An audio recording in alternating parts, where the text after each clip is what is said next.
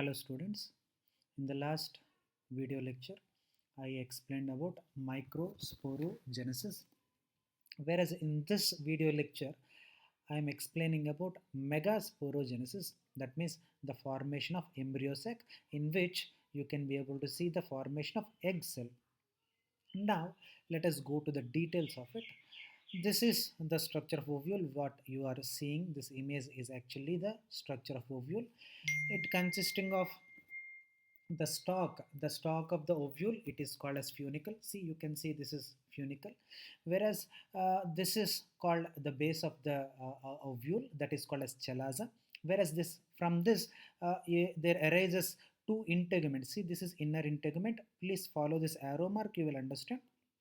And this is outer integument. See, this is outer integument, and both of these integuments, they are actually not continuous, they are discontinuous. See, these are discontinuous, so leaving a small column. See, this is a small column, and this small gap, this is called as a micropyle, where inside the body of the ovule you can be able to see a nutritive fertile tissue. This is all called as a nucellus. Now please understand, just for your understanding, imagine, for now you don't imagine this particular embryo sac in this. Now in this portion also, you please try to imagine nucellus cells only.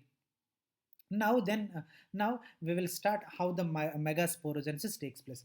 Now if embryo sac is not there, then this is called as immature ovule. Now of course I searched so much, but I couldn't be able to get immature ovule. I'm sorry for that. Now let us take the concept.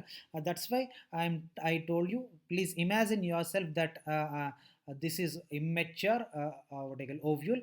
Just imagine this embryo sac is absent. If you remember, if you imagine embryo sac is absent, and obviously it turns as immature ovule. Now at the time of embryo sac formation, that means megasporogenesis, any one nucellus cell, that too near this particular micropyle. So near the micropyle, any one nucellus cell, it undergoes differentiation. I'll show. I made a flowchart for your easy understanding. Now any one cell that is towards the micropylar region, one nucellus cell, it undergoes a differentiation, and the differentiated cell, it is called as archisporial cell. Students, here you need to understand so clearly, don't get confused. In microsporogenesis also I used archisporial cell. Even in megasporogenesis also I am using the same word, archisporial cell. That means basically in plants, the differentiating cell which is used to produce gametes, that is called as archisporial cell only. Because of this only, there also I used archisporial cell, and here also I am using archisporial cell. No, this nucellus cell which is towards micropyle, it undergoes differentiation to form one archisporial cell, and this archisporial cell, it undergoes mitotic division, and by that you can be able to see one outer primary cell wall and also inner sporogenous cell. Now this particular outer primary cell wall, which it makes the cell wall of the embryo sac, and whereas this inner sporogenous cell which acts as a megaspore mother cell. Now this megaspore mother cell, it enlarges and undergoes one meiotic division. So when it is undergoing meiotic division, that means what you need to understand is this sporogenous cell, it is a diploid, but the egg cell, it must be in haploid condition. So to reduce the number of chromosomes to half, here meiotic division it took place. So it results meiosis, it results in, obviously it results in 4 cells. So here, megaspore mother cell, it undergoes one meiosis, it results in the formation of 4 cells in form of linear tetrad. I'll show you that also.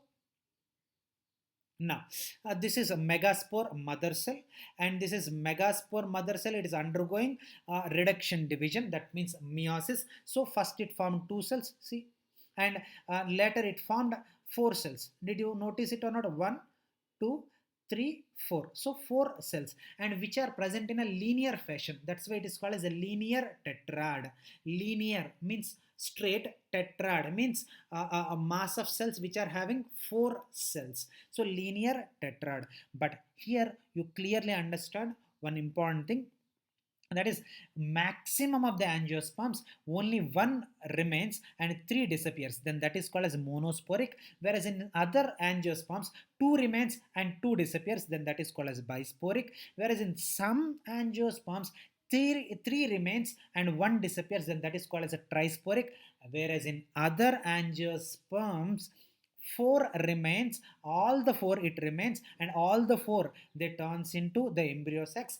That's why it is called as what do you call it, tetrasporic.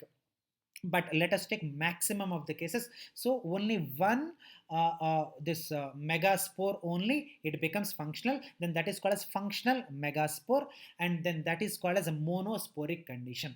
Now let us again go back. Yeah, so only one cell remains and three disappears out of this linear tetrad. So this one cell remaining, it enlarges in its size and it is called as embryo sac. Whereas in this embryo sac, one haploid nucleus is there. How many? One haploid nucleus, and that one haploid nucleus it undergoes three successive mitotic divisions without any cytokinesis. For example, if it undergoes cytokinesis, two cells will be formed, but it is undergoing only karyokinesis but not cytokinesis. That means only nuclear division it is taking place, but not the complete cell division it is taking place. Now, first mitotic division, it results in the formation of two cells or two nuclei. I'll show you again. Now, yes, here only one nucleus is there. Now this one nucleus, haploid nucleus, please understand, haploid nucleus, it is undergoing first mitotic karyokinesis. See, it results in the formation of two haploid nuclei which are going towards the poles. That means one towards the micropylar end, the other towards the chalazal end. Now, again, it undergoes second mitotic division. So here two and here two. So this formed two and this formed two. And again, third mitotic division. So here four and here also four. So totally how many are there? 1, 2, 3, 4 towards the micropylar region. 1, 2, 3, 4 towards the chalazal region. So 4 plus 4, 8. But please try to understand, out of this 8, one from the micropylar end and one from chalazal end, these two nuclei they start migrating towards center. See, they got migrated towards center and they merges to form the central cell, which is also called as polar cell, or it is also called as secondary nucleus, which is diploid. Why? It is formed by the fusion of two haploid nuclei. That's why it is called as diploid polar nucleus. Hope you understand. Whereas now out of 4, one came here, and out of this 4, one came. So how many will be left? Here 3 will be left and here 3 will be left. And out of that 3 here, 3 here, the upper ones they turns into this 2 synergids, and middle one is egg cell, and the lower one 3 antipodals. So I'll show you in the flow chart so you will understand clearly. Now, the first mitotic division, two celled stays, and they move towards the polar regions, and second mitotic division, 4 celled stays, and third mitotic division, 8 celled stays. Now 4 towards chalazal region and 4 towards micropylar region, and 4 towards chalazal region, 3 they turns into antipodals and 1 remains. Okay, whereas here 4 cells towards micropylar region and 1 cell remains, and 2 cells they turns into synergids, and this one cell it turns into egg cell, and 2 synergids and 1 egg cell, and here all the 3 turns into same type of cells, that is called as antipodals, and here 1 remaining and 1 remaining. Both slowly they start moving towards the polar region, and they both fuses to form the secondary nucleus.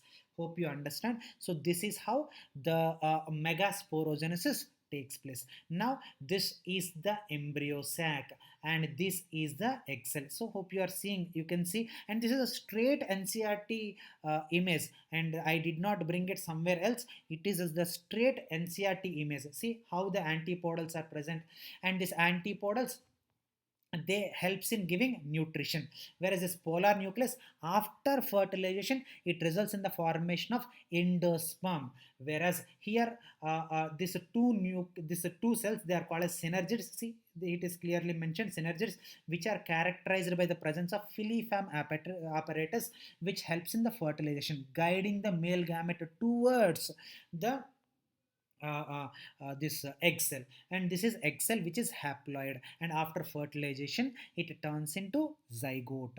Hope you understand. This is called as a megasporogenesis, and in the next video lecture I am going to explain about embryogenesis.